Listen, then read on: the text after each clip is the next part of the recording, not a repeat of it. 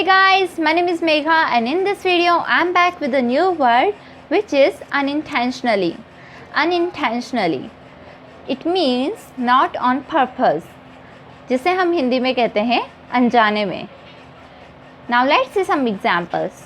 The first example is she hit him unintentionally.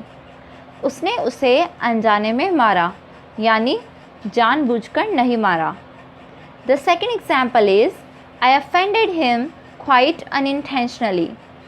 Means मैंने अनजाने में उसे काफ़ी नाराज़ कर दिया. Well, I hope you liked the video. If you liked the video, don't forget to subscribe to my channel for more videos like this one. Now make a sentence using this word and start using it in your daily conversation.